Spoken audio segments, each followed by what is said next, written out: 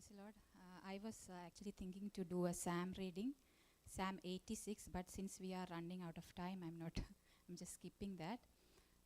I just wanted to point out a verse or a particular word from that Psalm. Today for my devotion, I would like to talk about two characters from the Bible and something which we can learn from their lives. So today for my devotion, I'll be talking mainly to our young people.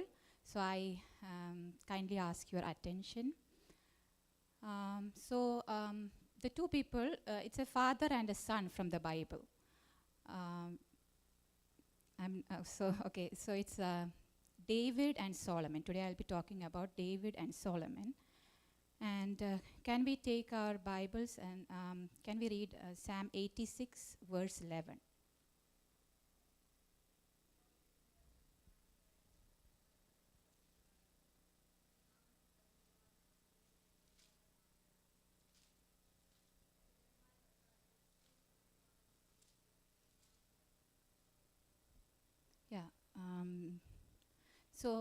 മലയാളത്തിൽ എൻ്റെ ഹൃദയത്തെ ഏകാഗ്രഹമാക്കണേ എന്നാണ് പറയുന്നത്. പക്ഷേ ഇംഗ്ലീഷിൽ എൻ്റെ ഈ NIV വേർഷനിൽ പറയുന്നത് teach me your way O Lord and I will walk in your truth give me an undivided heart that I may fear your name. So I would just like to point out this particular word, undivided heart. So what does it mean by an undivided heart? So we all know that undivided means, of course, not divided, not separated or broken into pieces or anything. So here David, this is a psalm written by David. Okay, so he's praying to God, Lord, teach me your way and I will walk in your truth. Give me an undivided heart that I may fear your name. So an undivided heart means a heart which is fully focused on God. It is a single-minded heart which focuses and concentrates on the true living eternal God. It is a heart which is fully devoted to God alone and not to any idols or any other things of this world. So here David is praying, God, give me a heart which is fully devoted to you or which can be focused on you and not a heart which goes after any other gods or idols of this world. And now what is a divided heart? It is just the opposite of undivided heart. So in Matthew, there is an example. Jesus gives an example of a divided heart. In Matthew 6:24, Jesus tells that you cannot serve two masters because they would end up loving one and hating the other. So that is a divided heart. So that's what divided hearts do. They are eventually compelled to choose one of their loves over the other. So this prayer of David is something, we can add to our daily prayer as well. Lord, give me an undivided heart that I may follow you all the days of my life and love you more than anything. We know that God said of David that he is a man of God's own heart. David had a heart which was fully devoted to God. He loved God and served God all his life. According to God, David had a perfect heart, not in the sense that he never sinned or failed, but in its sincerity. We can read his life story and easily see that he had weakness in his flesh and made bad decisions, disobeying God and his word. But when he was made aware of his sin, he confessed and he repented. God considered his heart perfect because David never turned away from the Lord or walked away from God. He never stopped worshiping and serving him. He continued to live for God and love God. God always looks for a heart which is fully devoted to him. And that is all God wants from us. David followed God all his life and never turned away his heart to other idols like what the Israelites did. They all followed and worshipped other idols. They all had a divided heart. But David, he continually worshipped God with all his strength, all his, soul and mind. So David was a man with an undivided heart. Now, let us see the life of Solomon, the son of David. Even though David was a man after God's own heart, his son Solomon was not like his father. He had a divided heart. If we look at the life of Solomon, he had a good start in his life. God kept his promise to David that his son would build the temple, and he chose Solomon for that task. We know that in the beginning of his reign, God appeared to Solomon in a dream. You all know that story, right? God appeared to Solomon in a dream and told him that he may request anything. And then what did he ask for, Solomon? Yes, he asked for wisdom. Wisdom to rule over the people of Israel. Since Solomon has asked for wisdom and not riches or wealth or long life, God was pleased with his request and granted him what he asked for. He was given wealth, possessions, and honor along with wisdom. And he was the wisest king on the earth during that time. So if we come to 1 Kings chapter 4, there we can see, how wise of a man Solomon was. I'll just read chapter 4,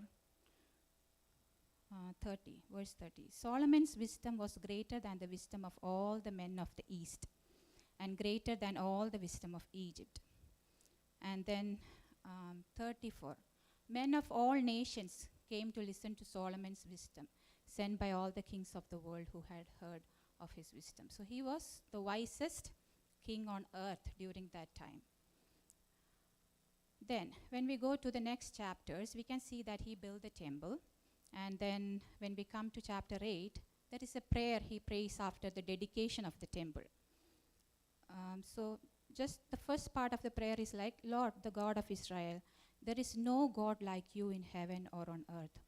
You who keep your covenant of love with your servants and who continue wholeheartedly in your way. So in this prayer, we can see the devotion of Solomon. He was devoted to God in his initial lifetime. And in chapter 9, when after this Solomon did this prayer, God answers his prayer. Can we come to chapter 9? 1 Kings chapter 9.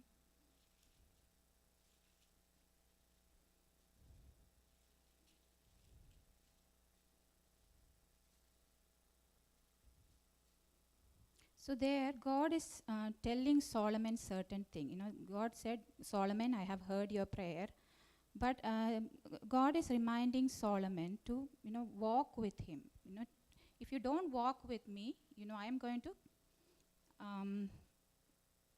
throw away this, kingdom, or I'm going to divide this kingdom. And did he actually did he actually followed what God said? No. We see that when he grew older, his loyalty to God started changing. Now when we come to chapter 11, Solomon had many wives. God had commanded them not to intermarry or marry a foreign woman. Why did God ask them not to do that?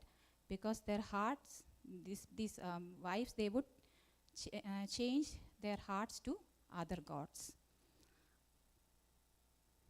So in chapter 11, verse 4, we read that as Solomon grew old, his wives turned his heart after other gods, and his heart was not fully devoted to the Lord his God. So that is something which I would like to point out, not fully devoted to God. So that is a divided heart. David had a heart which was undivided, but his heart was not fully devoted to God. And in verse, we see that the Solomon who built the temple of God, with his same hand, he built high places to Chemosh and Molech and all the idols, and he brought sacrifices and offerings to this god. So we see a wise king turning to be a foolish king in the end. Just like his divided heart, we see that at the end of his reign, his kingdom got divided. So what I would like to share through this devotion is that there are two things we can learn from the life of David and Solomon. The first thing is that it is not important how you start your life, but how you finish it. David started a life devoted to God, and he followed God till the end. But on the other hand, Solomon, he had a good start in his life, but along the way he lost his track. He had all the blessings on this earth, lot of wealth, great kingdom. He was the wisest king, but at the end we see that the wisest king turned out to be the foolish king. The second thing we can learn is that God always looks for an undivided heart. In the New Testament, we see that Jesus said, above all the laws and above all the commandments, the important one and the greatest one is to love the Lord, your God, with all your heart, all your soul, mind, and strength. And this is all God wants from us, to love him, follow him, focus on him till our last breath. Recently I heard about a young boy, whom we know really well. He was brought up in a Pentecostal family. He attended, Sunday school just like you all. He was there in the worship, he was there in the worship team and all that. But, somehow, with all the influences of this world and all the teachings of this world, now he has turned out to be an atheist. He doesn't want to believe in God. He doesn't want to come to church. So this is my message for you young people. There are many things in this world which can creep into our hearts and take away our full devotion to God. There are many teachings and ideologies in this world which changes or turns your heart away from God. But I want you to remember the story of David and Solomon. All God wants from us is a fully devoted heart towards him. Nothing in this world should take priority in your life other than Jesus. Remember, the important thing is not how you start your life, but how well you finish your life. So are you going to finish your life with Jesus, living for Jesus, loving him till your last breath? Let us pray like what David prayed. Lord, give us an undivided heart. Help us to follow you and focus on you till our last breath. May the Lord bless you with this.